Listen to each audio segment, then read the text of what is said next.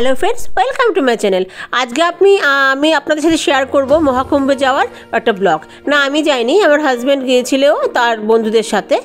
15 জনের একটা গ্রুপ, তারা গাড়ি করে গিয়েছিল, রওনা হয়েছিল 1 ফেব্রুয়ারি সকাল 8টা সাড়ে 8টা নাগাদ। তারা 15 জনের গ্রুপ একটা গাড়ি করে রওনা দেয় শিয়ালদা থেকে। তাদের মোটামুটি 19-20 ঘন্টা লাগে। এই যে পুরো গ্রুপ, তাদের 15 জনের একটা গ্রুপ। এবং যেহেতু রাস্তাঘাটে শুনেছিল প্রচুর জ্যাম হবে, প্রচুর ওয়েটিং করতে হবে, তো প্রচুর পরিমাণে তারা খাবার দাবার স্টকে করে নিয়ে গেছে। খাবার দাবার, জল, পুরো বাস ভর্তি করে নিয়ে গেছে যাতে কোনো প্রবলেম না হয়। তো আমি চেষ্টা করব যতটা ক্লিপিং পেয়েছি পুরো জিনিসটা আপনাদের সাথে শেয়ার করতে। তো 1 ফেব্রুয়ারি তারা আজকে গিয়ে তারা থাকবে বেনারসে। তারা ধানবাদের আগে এক জায়গায় লাঞ্চ করেছিল, সেটার ক্লিপিং নেই। তো এখন তারা চায়ের জন্য চা খেতে নেমেছে এক জায়গায়, বিহার ইউপি ঢোকার আগে। তো এই যে দেখুন, রাস্তায় সেরকম কোনো জ্যাম নেই। তারা আজকে গিয়ে বেনারসে থাকবে, কালকে 2 ফেব্রুয়ারি তারা যাবে মহাকুম্ভ স্নানে আর কি, যেটা আছে বসন্ত পঞ্চমীর স্নান। তো এখন রাত বাজে 7:30 8টার মতন বাজে। তো তারা টিফিন খাচ্ছে গাড়িতেই। দেখুন, মুড়ি, শসা, চানাচুর, লঙ্কা সব নিয়ে গেছে, প্রচুর খাবার। তো তাদের আর সেরকমভাবে কোথাও নামতে হয়নি, তো প্রচুর স্টক করে তারা নিয়ে গেছে।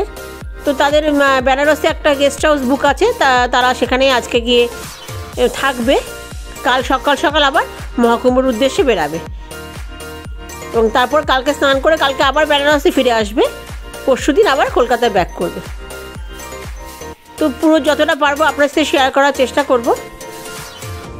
সবারই মহাকুম্ভ নিয়ে অনেক প্রশ্ন আছে, তো পুরোপুরি আমি আপনাদের ব্যাপারটা বলবো, তাদের কোথায় কোথায় কী প্রবলেম হয়েছে।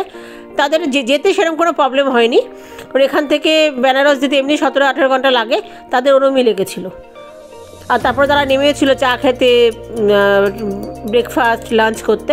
এই যে পরের দিন সকাল, গতকাল তারা ভোর আজকে 2 তারিখে ভোর 3:30টায় তারা গিয়ে বেনারসে পৌঁছেছে। 1-1.5 ঘন্টা রেস্ট নিয়ে আবার 6:30 নাগাদ তারা বেরিয়ে গেছে এলাহাবাদের উদ্দেশ্যে। এই যে এখানে টিফিন করছে আপনার ওই গাড়িতেই, কেক আর মিষ্টি দিয়ে।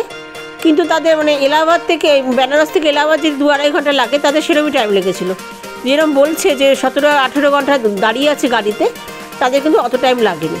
তারা নির্দিষ্ট টাইমে তারা পৌঁছে গেছিলো। তো এই জন্য কেউ যদি আবার যেতে চান, কোনো বিভ্রান্তিকর পরিস্থিতিতে পড়বেন না, সব ঠিকঠাকই আছে। তো এই যে তারা চলছে 2 ঘন্টা 2.5 ঘন্টার মধ্যে তারা পৌঁছে গেছিলো এলাহাবাদে। 6:30টায় রওনা দিয়েছে, 9টা 9:30টার মধ্যে এলাহাবাদে পৌঁছে গেছে। সেরকম কোনো মারাত্মক কিছু জ্যাম এরা কেউ পায়নি। তো এরা প্রচুর খাবার নিয়ে এসেছিলো স্টকে, এরাও ভয় পেয়ে গেছিলো। তো এই যে এবার এরা এলাহাবাদে পৌঁছে গেছে। জুসি বলে একটা জায়গা আছে, সেখানে তারা বাস স্ট্যান্ড, এর বেশি বাস যেতে দিচ্ছে না। ওখান থেকে 5 কিলোমিটার ওরা অটো করে গেছিলো। পার হেড অটোতে 100 টাকা করে ভাড়া নিয়েছিল। প্রচুর অটো টোটো সব পাওয়া যাচ্ছে, বাইক আছে। তো পার হেড 100 টাকা ভাড়া করে 5 কিলোমিটার তারা গেছে সঙ্গম ঘাটের আগে। ওখান থেকে আপনার হেঁটে 1.5 থেকে 2 কিলোমিটার গিয়ে সঙ্গম ঘাটে পৌঁছে গেছে। তো ওরা গেছিলো সোজা সঙ্গম ঘাটে, ব্রিজ দিয়ে ওপারে না গিয়ে ওরা বাদিক দিয়ে গিয়ে এপারেই ওরা স্নান করেছে, সঙ্গমের এপারে। তো ওপারে আর যায়নি, কারণ মেলাটা দুদিকেই আছে, কোনো অসুবিধা নেই। তো এখানে দেখুন প্রচুর একটা বাস টাস সবই এখানে রাখার জায়গা আছে, প্রচুর পার্কিং জোন আছে, কোনো অসুবিধা হবে না। আর এখান থেকে আপনারা সকাল এলে সব কিছু পেয়ে যাবেন, হাঁটতে হবে না। তো এই যে এরা হাঁটতে যাচ্ছে সঙ্গম ঘাটের দিকে। তো আজকে এই ব্লগটা এই পর্যন্তই দেখাবো, পরের ব্লগে দেখাবো আপনারা ওরা আর কি করলো, আর পুরো ব্যাপারটাই আপনাদের সাথে শেয়ার করবো। দেখতে থাকুন। নমস্কার।